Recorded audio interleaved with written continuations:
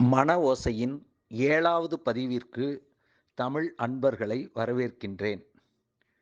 இன்றைக்கு நாம் பார்க்க இருக்கும் பாடல் மூதுரையின் 27வது பாடல்.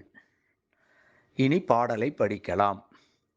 கல்லாத மாந்தர்க்கு கற்றுணர்ந்தார் சொற்கூற்றம், அல்லாத மாந்தர்க்கு அறம் கூற்றம், மெல்லிய வாழைக்கு தானீன்ற காய் கூற்றம், கூற்றமே இல்லிற்கு இசைந்து ஒழுகாப் பெண்.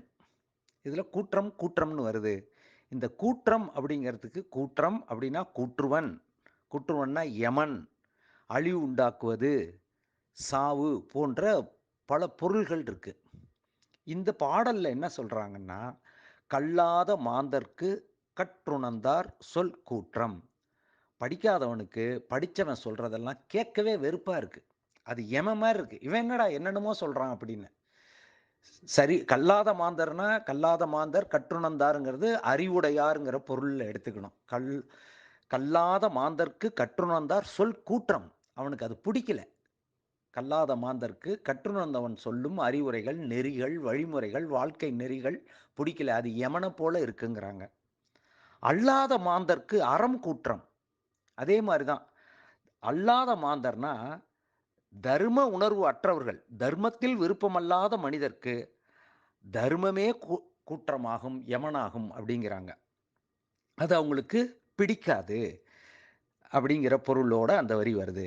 மெல்லிய வாழைக்கு தானீன்ற காய் கூற்றம். வாழைமரம் கொலை தள்ளினது என்ன ஆகுது? அழிஞ்சு போயிடுது. அதோடைய முடிவு அதோட போயிடுது. அதுபோல கூற்றமே இல்லிற்கு இசைந்தொழுகா பெண் அப்படின்னு சொல்றாங்க. இல்வாழ்க்கைக்கு பொருந்தி நடவாத மனைவி கணவனுக்கு யமனாவாள், கூற்றமாவாள் அப்படின்னு சொல்றாங்க. உரை என்ன சொல்றாரு? கற்று அறிந்தவருடைய உறுதிமொழியினாலே கல்லாதவர்க்கும், தர்மத்தினாலே பாவிகளுக்கும், பொருத்தமில்லாத மனையாளாலே கணவனுக்கும் துன்பம் விளையும் அப்படிங்கிறது தான் பொருள். இப்போ மீண்டும் பாடலை படிக்கிறேன். கல்லாத மாந்தர்க்கு கற்றுணர்ந்தார் சொல் கூற்றம், அல்லாத மாந்தர்க்கு அறம் கூற்றம், மெல்லிய வாழைக்கு தானீன்ற காய் கூற்றம், கூற்றமே இல்லிற்கு இசைந்து ஒழுகா பெண். இதோட இந்த பாடல் முடியுது. இது முடிக்கிறதுக்கு முன்னாடி ஒரு கூடுதல் தகவல் என்னன்னா, இதே பாடல் இந்த இந்த இந்த மூதுரை 10ஆம் நூற்றாண்டு வாக்கில் எழுதப்பட்டது. ஆனால் நான்மணி கடிகையில் இதே பாடல் அப்படியே இருக்கு, கொஞ்சோண்டு மாற்றங்களோட. அது 2ஆம் நூற்றாண்டுன்னு சொல்றாங்க. அந்த பாடலையும் ஒரு தடவை சேர்த்து படிச்சிருவோம்.